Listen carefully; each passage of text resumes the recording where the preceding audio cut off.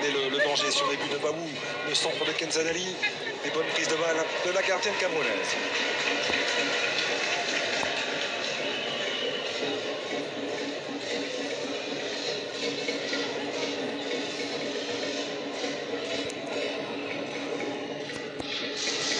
Quelque chose aussi d'important à rectifier pour l'équipe de France. Et avant le dernier match contre la Slovénie, avait encaissé un but au moins lors de ces 3 dernières rencontres. Ça va être effectivement de garder pour Mylène Chavaz son but inviolé ce soir. On sait que pour un entraîneur, un sélectionneur, c'est souvent important. Oui, c'est vrai qu'il faut qu'elle retrouve une rigueur défensive et éviter d'encaisser des buts, ce qu'elles ont fait sur les précédents matchs. Mais là, défensivement, toute l'équipe est impliquée, donc je pense que le sélectionneur va être content.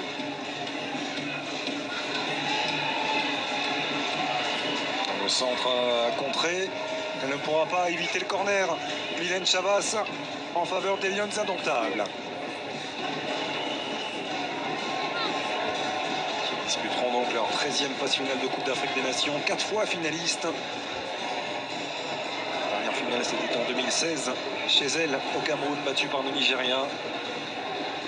L'ambition est tout simplement de gagner ce titre de championne d'Afrique pour les Camerounaises dans quelques jours. Rentre en point de pénalty, la tête de Grijembok. Celle de Melvin Mallard avec Kenzadali. Ballon pour Melvin Mallard. Pardon, c'était Oulay Matassar qui était venu prendre ce ballon pour une poteau. Melvin Mallard, elle, tentait de lancer le contre. Il y avait une faute assez claire sur l'attaquant de l'OL. Pas de coup de sifflet de l'arbitre centrale italienne. Surprenant, parce que la faute était assez évidente.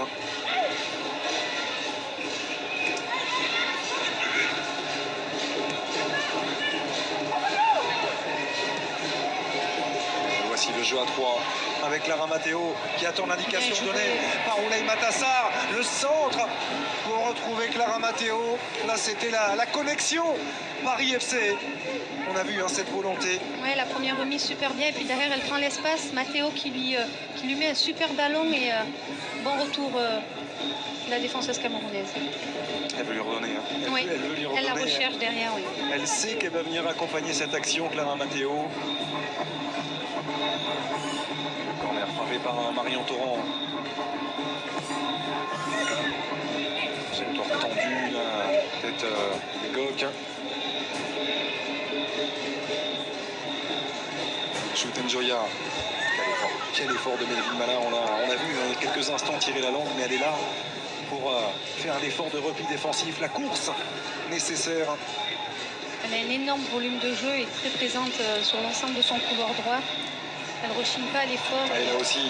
Et là aussi, il est somptueux ce tacle glissé de la part de Sandy Baltimore. L'ouverture aussi vers Oulay Matassar qui a devancé Gabriel Baou. Est-ce que ça va être suffisant? Non.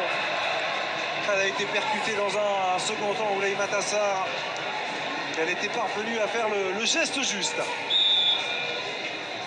On voit le super tacle de Baltimore pour récupérer ce ballon. Et puis derrière, elle se bat pour le garder. Avec un peu de chance, il arrive sur Sarr qui a fait le bon geste. Elle a touché au dernier moment, même si elle a été percutée par la gardienne. Il a fallu un bon retour de la défenseuse camerounaise. Ça peut faire mal, On a vu le genou de la gardienne dans la hanche d'Oulay Matassar. Qui était toute proche, mais vraiment toute proche, d'inscrire son 4e but avec ce maillot bleu.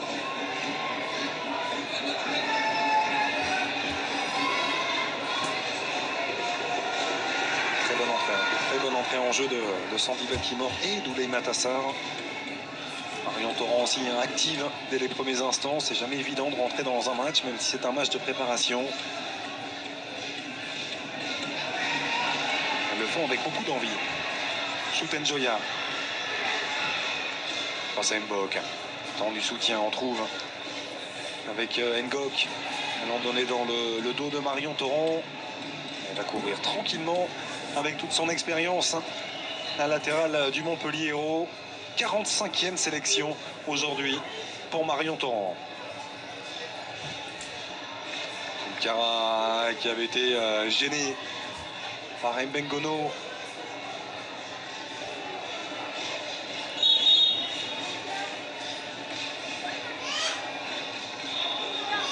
Et ça va bouger de nouveau, Karine.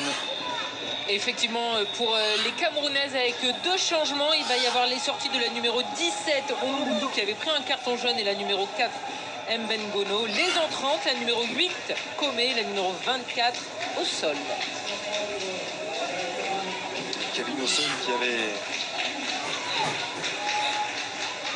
marqué notamment dans un match important face à la Gambie, en deuxième tour éliminaire, tour préliminaire de participation à la Coupe d'Afrique des Nations.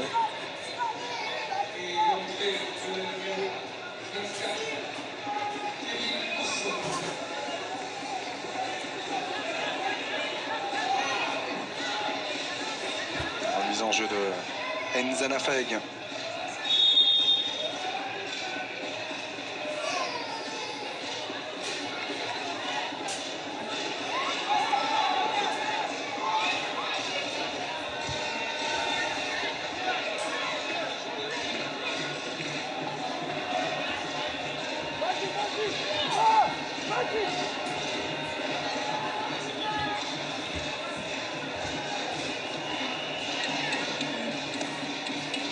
Sandy Baltimore.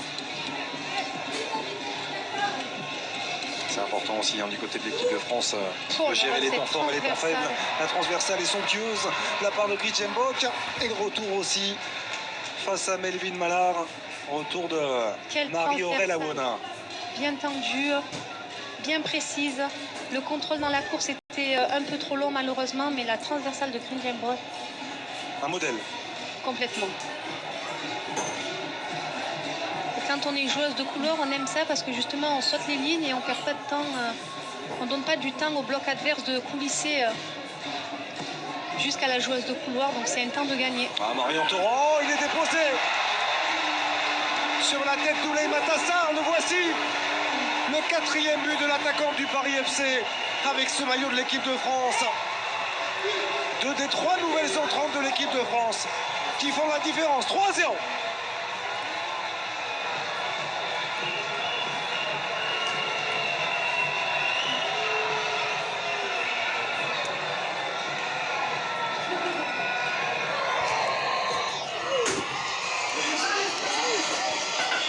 Corner de Marion Torrent, tiré coup de pied et quel coup de tête de Sarr. On disait qu'elle avait fait un super entrée, super début de deuxième mi-temps. Elle est récompensée par ce but. Pour la hauteur d'intervention d'Oulay Matassar. Extension parfaite. Et ensuite la lucidité pour ajuster son coup de tête. Ouais, très belle détente d'Oulay Matassar.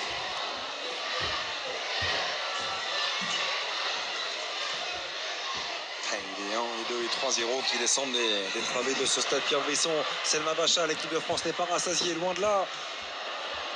Et là aussi, il peut y avoir une connexion intéressante entre Selma Bacha et Sandy Baltimore. Il y a du talent et de la qualité à revendre. On voit que l'équipe de France a une belle profondeur de banc et peut compter sur les entrantes. Donc c'est vraiment quelque chose de très positif.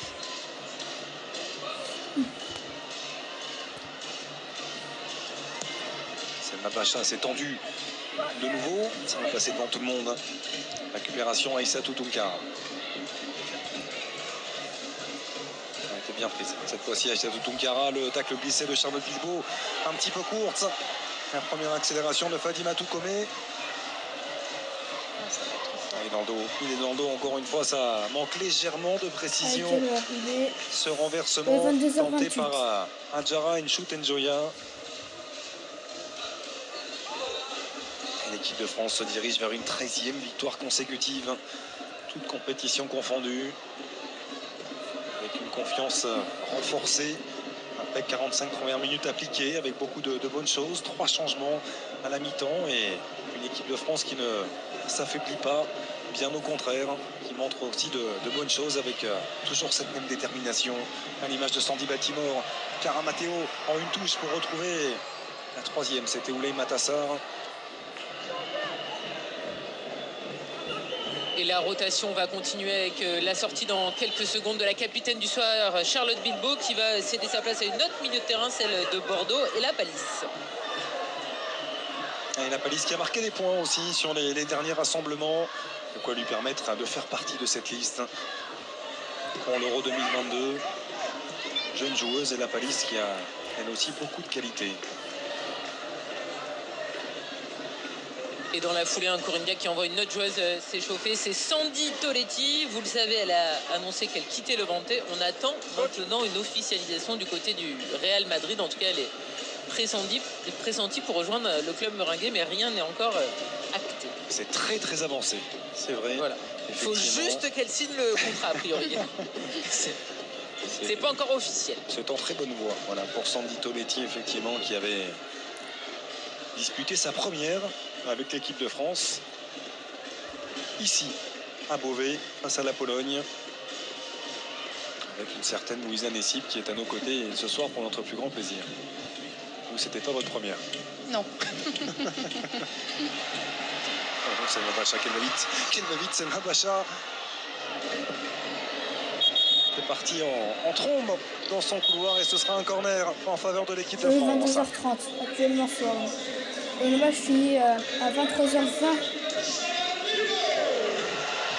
Et la capitaine des Bleus.